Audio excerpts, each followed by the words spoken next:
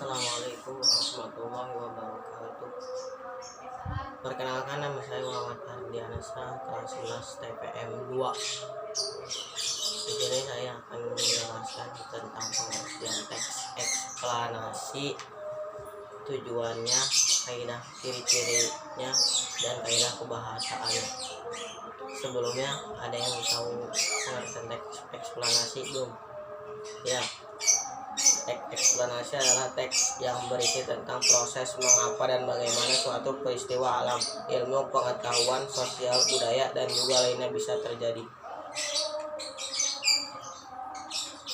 Sebuah peristiwa, baik peristiwa alam maupun sosial yang terjadi di sekitar kita, selalu memiliki hubungan sebab, akibat, serta juga proses. Ya, tujuan teks eksplanasi.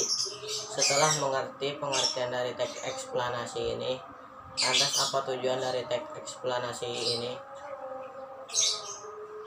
Tujuan dari teks eksplanasi diantaranya adalah 1. Menjelaskan fenomena yang terjadi. 2. Menjelaskan sebab akibat suatu peristiwa. Untuk membedakan teks eksplanasi dengan jenis teks lain ini cukup mudah, dikarenakan teks eksplanasi ini mempunyai ciri-ciri yang sangat khusus. Ciri-ciri diantaranya adalah 1. Strukturnya itu terdiri dari pernyataan umum, urutan sebab akibat, serta juga interpretasi. 2. Informasi yang dimuat itu dengan berdasarkan fakta atau faktual. Sifatnya itu informatif serta tidak berusaha untuk mempengaruhi pembaca untuk bisa percaya terhadap hal yang dibahas. Ya, struktur teks eksplanasi. Teks ini mempunyai 3 struktur yang membentuk supaya menjadi satu kesatuan yang utuh. Struktur teks eksplanasi diantaranya sebagai berikut. 1. Pernyataan umum. Berisikan pernyataan umum mengenai atau tentang topik yang akan dijelaskan pada proses terjadinya keberadaan. 2. Urutan sebab akibat. Berisi mengenai atau tentang detail penjelasan proses terjadi yang disajikan dengan secara urut atau bertahap dari yang paling awal sampai akhir. 3. Interpretasi. Berisi tentang atau mengenai kesimpulan dari topik yang telah dijelaskan. Kaidah kebahasaan teks eksplanasi. Di dalam teks eksplanasi ini biasanya mengandung ciri kaidah kebahasaan. Di antaranya sebagai berikut. Fokus pada hal umum atau generik, bukan berfokus partisipan manusia. Contoh seperti tsunami, banjir, gempa bumi, hujan, serta juga udara. Dimungkinkan untuk menggunakan istilah ilmiah. Lebih banyak menggunakan verba material serta juga verba relasional. Menggunakan kalimat pasif.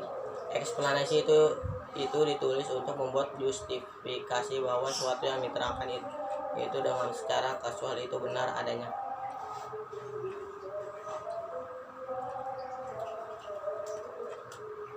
Contoh, ya saya di sini akan menjelaskan contoh teks eksplanasi.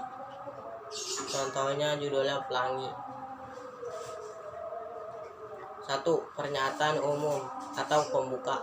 Pelangi bahasa Inggrisnya rainbow merupakan suatu peristiwa optik atau meteorologi berwujud cahaya yang bermacam-macam warna paralel satu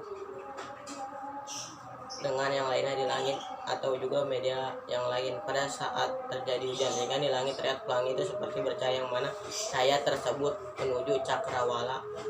Selain dari itu, di sekitar air terjun kita juga dapat melihat pelangi yang indah.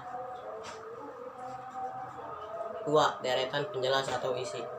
Terciptanya pelangi di cakrawala itu melalui 4 siklus, diantaranya yaitu pembiasaan sinar matahari. Sebab terciptanya pelangi itu disebabkan terjadinya pembiasaan cahaya atau sinar matahari yang setelah itu dibelokkan menuju arah lain dari satu medium menuju ke medium yang lain oleh tetesan air yang terdapat di atmosfer.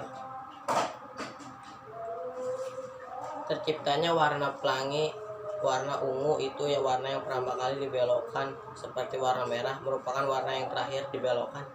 Setelah itu disusul dengan aneka warna pelangi yang lain, seperti pada warna kuning hingga hijau, biru, serta juga nila.